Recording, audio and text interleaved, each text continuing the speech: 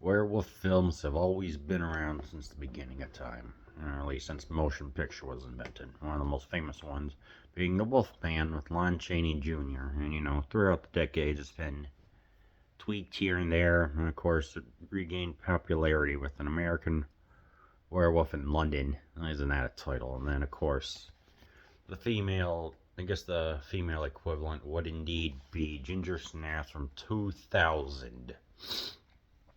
Which this one's pretty much just about like how 15-year-old, like their Fitzgerald sisters, Bridget and Ginger, who are like 15 and nearly 16 respectively, are both best friends and outcasts, and they have an obsession with dying. Would that be thanatophilia, I think? Yeah, and then lo and behold, they're walking through the woods, and then a freaking dang werewolf bites, and what happens from there is Ginger's transformation as she slowly snaps. Yes, I know, it is such an that pun is intentional, but this movie is not punny or cheesy. It is serious. And as I'm like, okay, so what's going to happen here? Well, it's obviously, a metaphor for teenage changes, I guess would be the best way to describe it. I'm not going to go into details as to what, but we all know what it is, and, there's obviously blood that's fake blood or food coloring that they use, and, it works well, but yeah, what it really delves into here is the psychological aspect of it. It's, of course, keeping control of one's tendencies for sex does have a little bit, is one of the themes here, specifically of saying, like, one of the Fitzgerald sisters rocked my world, says one of the frat douchebags, I guess you can call them.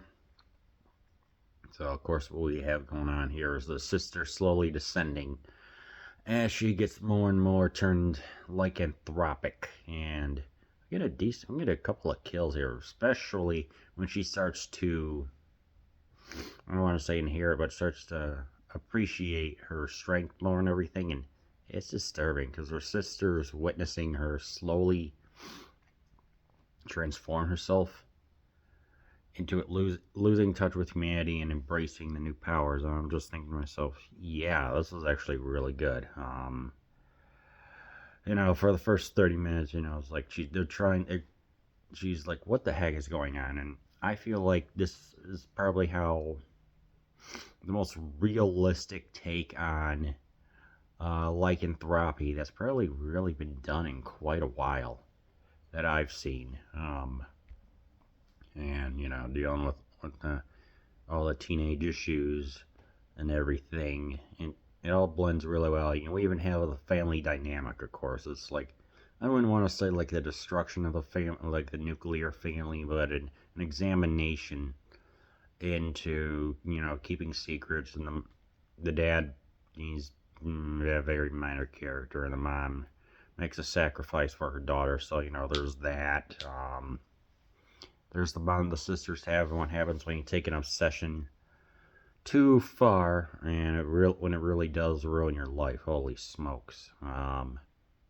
Then you get the ending of when the sister fully embraces the lycanthropy. It's interesting. Definitely some standout scenes. There's when there's the high school janitor. Poor guy just wants to is just doing his job, and then he pretty much just gets brutalized, being slammed into lockers, and finally into like the fire safety hose, that thing. Yeah, it was just like, yeah, he said he did absolutely nothing wrong, and the sister says he looked at you funny. It's like, I'm protecting you, sister, or whatever, and you can see the duality between human and monster right there. That's what I noticed. And also specifically, all the Krillings that are going on, breaking into the savagery and things like that.